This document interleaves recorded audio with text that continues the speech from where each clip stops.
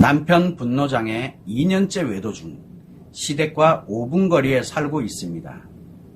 1년 말까지는 부부 안에서 해결하려고 외부에 알리지 않고 포커페이스하며 버텼는데 점점 남편도 악화되고 제 외상 트라우마도 악화되다 보니 가정 모임이 있을 때마다 아무렇지 않은 척 참석하지 못할 것 같아서 시댁 어른들께 솔직하게 말씀드리려고 하는데 잘못된 방향인 거예요. 외부에 알릴 때 조심해야 될 부분이 있는지 궁금합니다. 자, 남편이 2년째 외도를 하고 있고 분노장애가 있는 것 같다라고 이렇게 표현을 했는데 남편은 중증심리장애인 관계중독의 발생이 돼 있는데 언제 발생된지 모릅니다. 관계중독이 발생이 돼 있어요. 이미 파괴된 사람이 회복력이 아예 없는 사람이에요. 남편은 이미 파괴가 된 사람입니다. 그래서 외도를 중단하는 사람도 있고 아내에게 걸리고 난 다음에 외도를 중단하는 사람도 있지만 그래도 이미 관계 중독이 발생되어 있는 상태고 아니면은 아내 모르게 숨어서 계속 외도하고 있는 사람들이 있습니다. 몰래 하면서 다 관계 중독자들이 기본이거든요. 그래서 남편은 2년째든 3년째든 10년째든 남편은 중증심리장애인 관계 중독이 발생이 이미 된 상태예요. 인간관계를 파괴하는 심리의 질병이 발생된 상태입니다. 자, 여기에 남편의 도를 알게 되고 난 다음에 아내에게는 외상 트라우마가 발생을 합니다. 이 세상에서 가장 강력한 파괴력을 갖고 있는, 그래서 고통을 느끼거든요. 이 고통에서 내가 편해지려면 파괴시켜야 편해지는데 너무너무 힘든 거예요. 그래서 어떻게든 버텨보죠. 왜? 이것저것 찾아보니까 이렇게 하면 안 된다. 또 나름대로 이제 용어도 아시고 이러는 거 보니까. 그래서 1년 반 동안 부부 안에서 어떻게든 해결해 보겠다. 부부 안에서 해결하려면 이제 남편한테는 막 이거는 좋은 얘기도 하고 설득하기도 하고 막 화를 냈다가 싸우기도 하고 모두 부부 안에서 해결하려고 하는 거죠.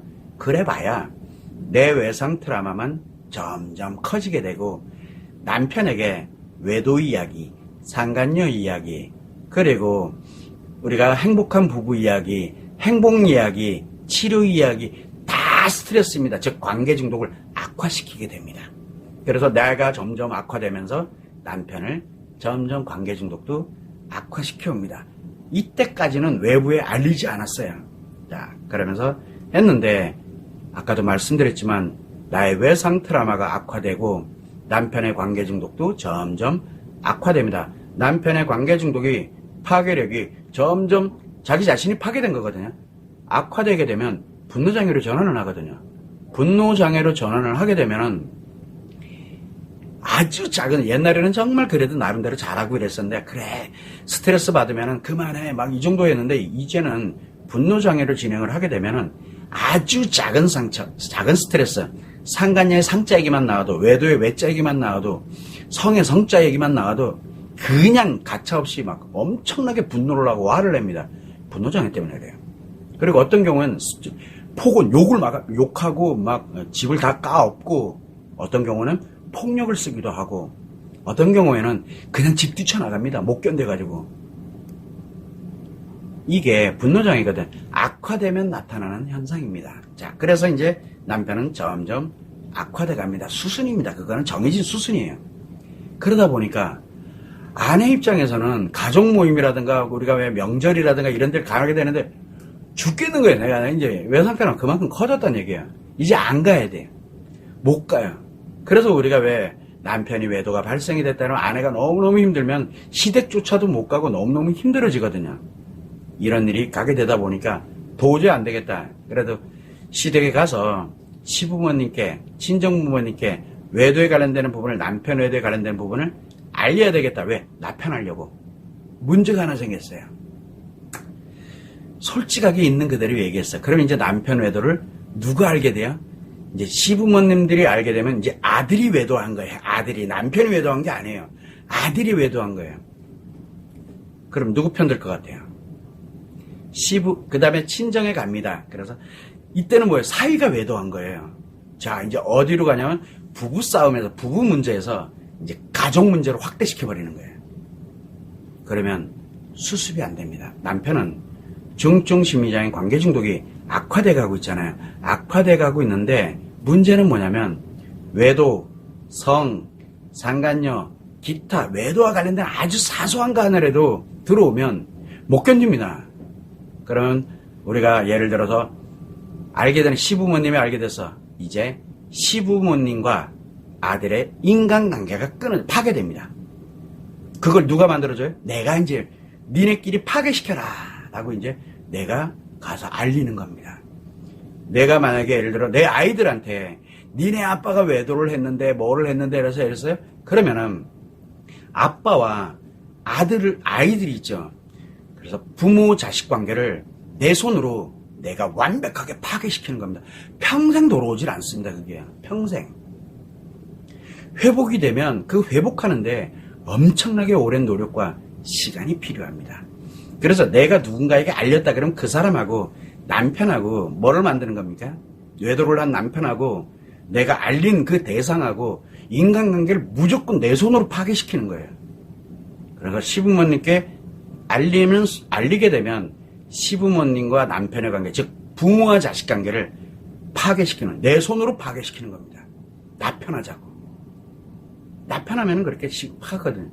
그런데 그 시부모님이 예를 들어서 남편 편을 드는 듯한 이런 말을 했다. 나와 시부모님 관계도 이제는 인간관계 내 손으로 파괴하는 겁니다. 자, 친정에 알렸다. 남편과 친정의 인간관계 관련되는 건 파괴됩니다. 그래서 내가 누군가에게 알리면 무조건 파괴됩니다. 무조건. 이게 현실입니다. 자, 그러면 잘못된 방향이냐고 그러는데 잘못되셨습니다. 그건 하지 마세요. 아직 안 하셨다면 하지 마세요. 절대 하지 마세요. 누군가에게 알리지 마세요. 일단 나의 외상 트라우마, 내가 지금 악화돼 가고 있기 때문에 계속 뭔가 파괴하지 않으면 내가 못 견디거든요. 일단은 나부터 빨리 되돌려 놔야 돼요. 나를 치료해서, 즉시 나를 치료해서 회복해 놔야 됩니다. 더 악화되기 전에. 그래서 나를 치료해서 내 아이들을 보호하면서 아이들과 함께 내가 어느 관련되는 것에도 남편에도조차도 나를 흔들리지 않게 나 자신을 만들어 놔야 됩니다. 그래서 나를 행복한 인생으로 전환해 놓고, 그리고 외도를 하고 있는 남편에게 치료할 수 있는 너의 죄를 네가 알렸다. 이제 그때는 여유가 있으니까요. 내가 여유가 있으니까 외상 트라우마를 갖고 있는 게 아니고. 그래서 그때 나를 치료해 놓고 난 다음에 남편에게 치료할 수 있는 기회를 주고, 그래서 그렇게 했을 때 남편이 치료를 하게 되면 행복한 부부로 살게 될 거고, 만약에 남편이 치료하지 않고 계속 이렇게 간다. 근데 내가 판단해 볼 땐 왜냐면 난 이미 행복하게 살아가는 능력을 갖고 있기 때문에 내 아이들과. 그럼 그때는 이혼을 결정하셔도 되고, 시댁에 알리든 뭐를 하든 인간관계를 다 남편을 중심으로 하는 모든 인간관계를 내가 다 끊어버리겠다고 판단하면 그때 가서는 뭘 해도 나와 내 아이들이 행복하게 사는 데는 전혀 문제가 되질 않습니다. 즉 나와 내 아이들을 보호하는 게 제1우선입니다. 왜? 지금 악화돼 가고 있기 때문에. 그래서 나를 치료해서 회복하는 게 1번. 그리고 남편에게 치료할 수 있는 기회를 주는 게 2번.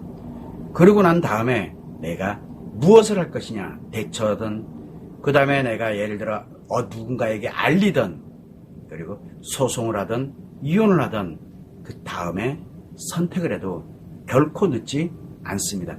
지금 내가 무엇을 하더라도 무조건 다 파괴됩니다. 나를 파괴하고 아이들을 파괴하고, 그리고 가족관계부터 내가 움직이는 것마다 다 파괴시키는 것밖에 없어요. 치료가 유일한 길입니다. 돌아가세요. 남편은 둘째치더라도 지금 내가 나를 중심으로 하는 모든 것들을 내 손으로 파괴하면 파괴할수록 조금씩 편해집니다. 지금 내가 파괴 못해서 지금 외상 트라우마 원래 그런 거거든요. 파괴 못하면은 내가 고통스러워서 못 견뎌요. 근원부터 빨리 해결을 해놔야 돼요. 이 점을 꼭 유념하시길 바랍니다.